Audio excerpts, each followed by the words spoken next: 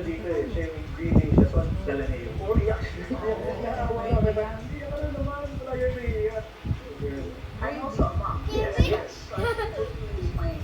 My The feeling of to somehow try to build responsibility. ito naman siya doing nanay na. Sabi sa'yo eh. Sarap yan eh. Kasi salga ko pala yung sinabi ko kay sa partnership. Actually, it was even more challenging than, this is like my second horror movie.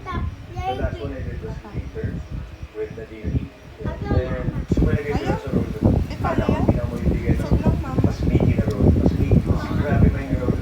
Dito talaga, ang hirap niya, hindi talaga yung road ko eh. Kasi ako yung naghahawak na natin sige. So yun yung Meron ka pala? mahirap sa camera. Scrap, hindi ko pwede makita masyado. Hindi pala. Talagang very layered siya. So anong aabang ka Nakain ng ano? Mang Tomas. Para marami pang ulat or sit up. Ano bang matanda ang lasa? Isa pang matanda. Of course, nandun na yung jump scares, I'm sure, di ba? And sabi, house pa lang nakatakot na. Yeah. Atmospherically, I'm sure nakatakot siya. But at the same time, ang ganda ng Sabi sa story. iyo, sabi yan, gravy. Yung character development na lahat ng characters. Maganda. Sabi sa iyo, sarap yan. Gravy yan eh.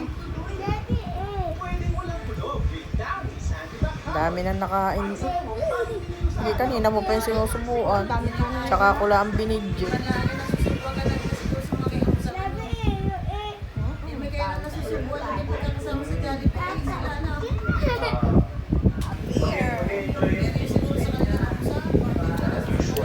Mag-enjoy yung pamilya. Try to decipher what's really going on in the film.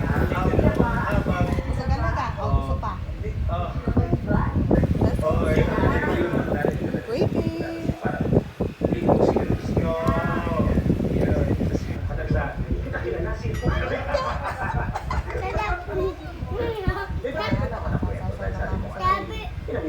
Ayun, baby.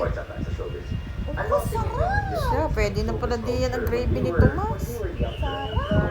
Sarap eh. Gravy. Sabi sa iyo, Mega, sarap gusto niya yan. eh. Biggest difference is social. Tugtog pa nga sinasawsaw. Sa iyo yan.